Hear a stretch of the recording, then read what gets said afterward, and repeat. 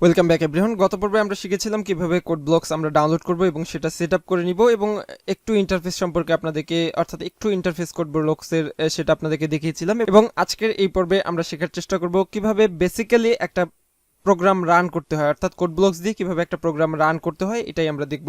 So আপনাদের সাথে থাকবো আমি বিপ্লব হোসেন ফ্রম প্রোগ্রামার্স একাডেমি এবং আমি কারেন্টলি আছি সোনারগাঁও ইউনিভার্সিটিতে কম্পিউটার সায়েন্স ইঞ্জিনিয়ারিংয়ে।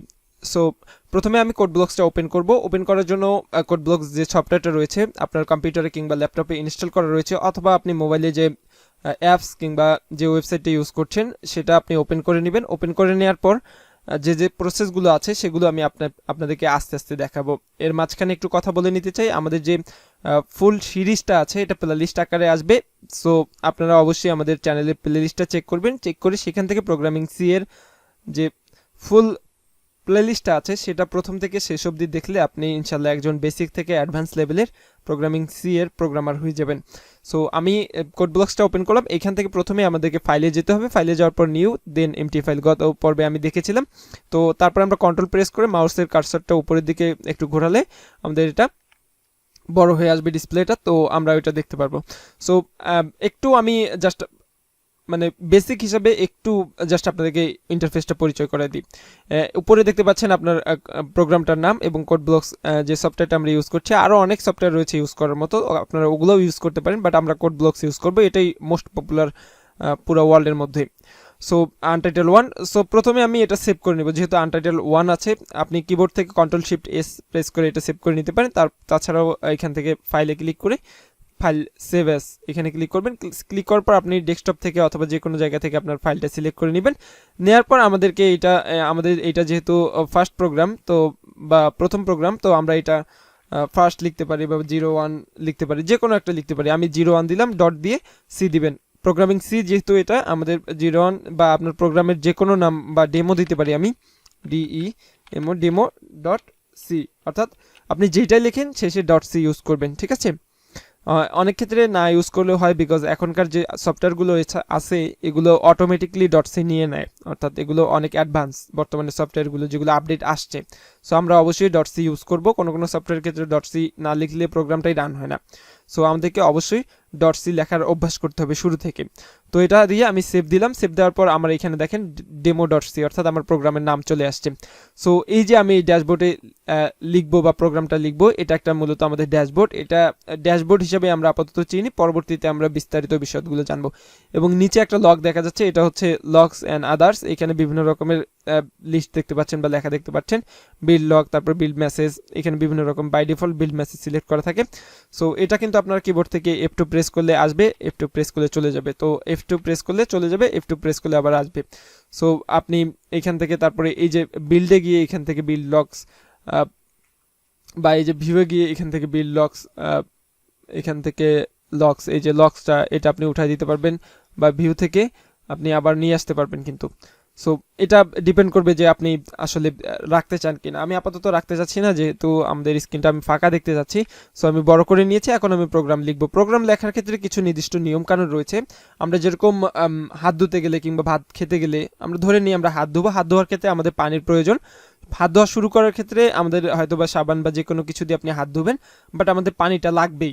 পানিটা লাগলে অবশ্যই আমাদের হাতটা পানিতে ভিজিয়ে নিতে হবে। এরকম প্রোগ্রাম লিখতে গেলেও কিন্তু আপনাকে কিছু নির্দিষ্ট ফর্মুলা বা কিছু নির্দিষ্ট নিয়ম মানতে হবে। সো আমাদের প্রোগ্রাম লিখতে গেলেও কিছু ফর্মুলা ইউজ করতে হবে, সেগুলো আমি ধীরে ধীরে দেখাচ্ছি আপনাদেরকে। প্রোগ্রাম লেখার জন্য সর্বপ্রথম আপনাকে হ্যাশট্যাগ ইনক্লুড ইউজ করতে হবে, INCLUDE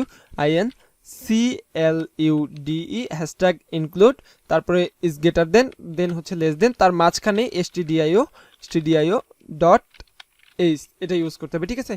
stdio ডট এইচ এটা ইউজ করতে হবে ফার্স্ট লাইন, এটা হচ্ছে হেডার লাইন। আচ্ছা, এই হেডার লাইন তারপরে বিস্তারিত বিষয়গুলো কোনটাকে কি বলে এগুলো নিয়ে আমরা পরবর্তী লেসনে না হয় আলোচনা করে নিব। আজকের লেসনে মূলত আমরা এই যে সূত্রগুলো জানার চেষ্টা করি। তারপরে আইএনটি তারপরে স্পেস দিয়ে MAIN, এটা আপনার লিখতেই হবে, প্রত্যেকটা প্রোগ্রামে লিখতে হবে। তারপরে স্পেস দিয়ে ফার্স্ট ব্র্যাকেট দিব, অর্থাৎ শিফট চেপে কিবোর্ড থেকে 9 চাপ দিবেন, তাহলেই হয়ে যাবে। তারপরে আমরা চলে যাব পরের লাইনে। এখানে কিন্তু কোনো স্পেস ইউজ করিনি আমি, এখানে এরকম আসার পর আমি সাইডেরটাতে এসে এন্টার প্রেস করে নিচের লাইনে চলে আসছি কিন্তু, ঠিক আছে। তো তারপরে আমরা কার্লি ব্র্যাকেট ইউজ করব, শিফট চেপে P এর ডান পাশের বাটনটাতে ক্লিক করলে এরকম কার্লি ব্র্যাকেট চলে যাবে। তারপর আমি এন্টার দিয়ে নিচে আসবো, অর্থাৎ একটু নিচে চলে গেলাম, একটু নিচে আসলাম, নিচে আসার পর আমাদেরকে লিখতে হবে RETURN রিটার্ন স্পেস দিয়ে 0, তারপরে আমাদেরকে আবার এই সাইনটা ইউজ করতে হবে। অর্থাৎ এই যে রিটার্ন 0 আমি এটুকু লিখলাম, 0-র পর একটা সাইন আছে, এগুলো কিন্তু একটা কমা বা সেমিকোলন আপনি মিস করলে কিন্তু আপনার প্রোগ্রামগুলো রান হবে না। এইটার নাম কি এই মুহূর্তে আমি মনে করতে পারছি না, বিকজ আমার মনে খুব কম থাকে, আমি যে কাজগুলো করি এগুলো বারবার মনে থাকে, বাট সাইনটার নাম আমি এই মুহূর্তে মনে করতে পারছি না। যাই হোক, গুগল থেকে দেখে নিতে হবে। রিটার্ন 0 এটার মানে হচ্ছে যে আপনি প্রোগ্রামটা লিখলেন, আমরা প্রোগ্রামটা কিন্তু এই যে সেকেন্ড ব্র্যাকেটের নিচ থেকে পুরোটা লিখবো। এখন রিটার্ন 0 মানে হচ্ছে এখান থেকে এসে প্রোগ্রামটা শেষ এবং প্রোগ্রামটা আবারও শুরু থেকে রান হবে। ঠিক আছে, রিটার্ন 0 মানে এর নিচে বা এর শেষে আর কিচ্ছু নাই, এটাই সবার শেষে আমাদের লিখতে হবে। তো এখন আমরা প্রোগ্রাম, এখন সবকিছুই তো লিখলাম, এখন আমি যেটা দেখাবো প্রোগ্রামে আমি একটু উপরে উঠাই নিলাম, আপনারা আবার মনে করেন না যে হাইড করে কিছু লিখলাম, এটা নিচে থাকলে সমস্যা নেই, দেখার সুবিধাতে উপরে উঠাই নিলাম। ঠিক আছে, এখন আমরা যেটা লিখবো এখান থেকে একটু স্পেস দিয়ে নিলাম দেখার সুবিধাতে আর কি। যেগুলো মেইন রুল এগুলো আপনাদেরকে বলে দিচ্ছি আমি, সমস্যা নেই। আর এমনিতে যেগুলো করতেছি এগুলোতে কোনো কাজের না আর কি, এগুলো আপনাদের যাতে ডিসপ্লেতে সুন্দর দেখায়, তো সেজন্য আর কি সুন্দরভাবে আপনাদেরকে উপস্থাপন করছি। সো এখন আমাদেরকে লিখতে হবে printf, PRINT printf স্পেস, কোনো স্পেস ছাড়াই printf লিখতে হবে, দেন হচ্ছে স্পেস, দেন হচ্ছে ফার্স্ট ব্র্যাকেট দিয়ে নিব একটা, ফার্স্ট ব্র্যাকেট, দেন হচ্ছে নিচে পরে চলে যাব, যাওয়ার পর একটা সেম চিহ্নটা ইউজ করবো, এই যে 0-র পরে আমরা যে চিহ্নটা ইউজ করেছি এটাই এখানে ইউজ করবে স্পেস ছাড়া।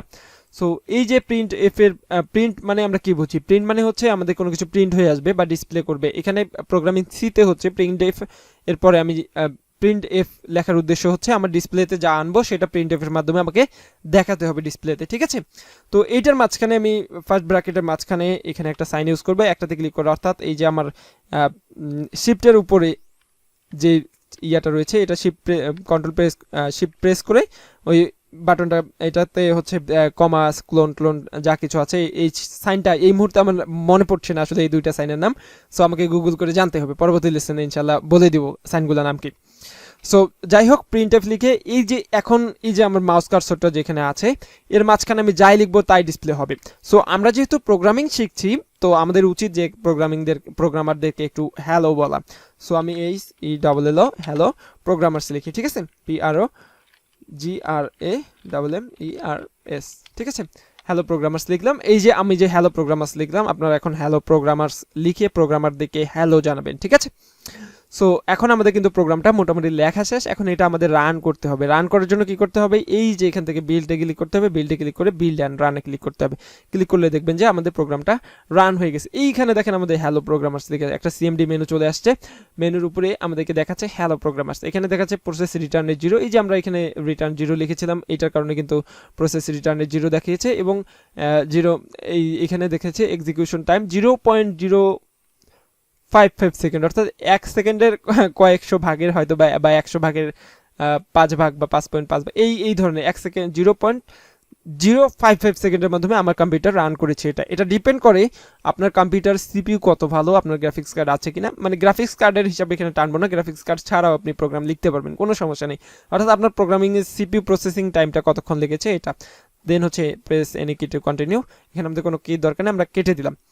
সো আমাদের একটা প্রোগ্রাম রান হয়ে গেছে, লেখা হয়ে গেছে, এখন আমরা রানও করে ফেলেছি। এখন একটু বিস্তারিত বিষয়গুলো নিয়ে আলোচনা করি। এখানে একটু দেখেন আপনারা, এখানে ফাইল আছে, ভিউ আছে, এডিটর আছে, সার্চ আছে, প্রজেক্ট আছে, এখানে প্রত্যেকটা জিনিসেরই আবার শর্টকাটও আছে। তো এই যে বিল্ড অ্যান্ড রান আমরা ক্লিক করেছি, এই যে সেম চিহ্নটা এখানে দেখেন বিল্ড অ্যান্ড বিল্ড অ্যান্ড রানের যে চিহ্ন রয়েছে সেম চিহ্নটা এখানে আছে, এই যে বিল্ড অ্যান্ড রান, এই যে বিল্ড অ্যান্ড রান। ঠিক আছে, আবার এই কাজটা এখানে দেখেন বিল্ডে ক্লিক করে বিল্ড অ্যান্ড রান, এটা আমরা F9 দিয়ে করতে পারবো কিবোর্ড থেকে, যদি আপনি রান হয়ে গেছে। ঠিক আছে, আবার আপনি এখানে ক্লিক করেও এটা রান করতে পারবেন। সো আমরা আজকে দেখলাম যে কিভাবে একটা প্রোগ্রাম রান করতে হয়, কিভাবে একটা প্রোগ্রাম ইজিলি রান করতে হয়, অর্থাৎ আপনার জীবনের প্রথম প্রোগ্রাম আপনি কিভাবে লিখবেন সেটা আপনাদেরকে দেখিয়ে দিলাম। আমাদের জীবনের প্রথম প্রোগ্রাম লেখা শেষ, এরপর লেসনে ইনশাল্লাহ আমরা জানবো কোনটার নাম কি। যে এখানে আমি সূত্রগুলো লিখলাম, এগুলো লেখার উদ্দেশ্যটা কি আসলে, এই যে প্রিন্টএফ লিখলাম, এগুলো লেখার উদ্দেশ্যটা কি, এই যে কার্লি ব্র্যাকেটটা দিলাম, এগুলোর মানে এগুলোর উদ্দেশ্যটা কি, এগুলো আমরা জানার চেষ্টা করবো। যেহেতু ভিডিও অনেক বড় হয়ে গেছে, সো আজকে আর জানাচ্ছি না, পরবর্তী ভিডিওতে ইনশাল্লাহ আমরা জানার চেষ্টা করব যে এগুলো লেখার উদ্দেশ্য কি বা এগুলোর মিনিং কি। সো পুরো প্লেলিস্ট জুড়ে বা একদম কোর্সের শেষ অবধি আমাদের সাথে থাকুন। আশা করি প্রোগ্রামিং সি এর বেসিক থেকে একদম অ্যাডভান্স বিষয়গুলো আমরা মজায় মজায় শিখতে পারবো। তো সবাই ভালো থাকবেন, সুস্থ থাকবেন, আল্লাহ হাফেজ।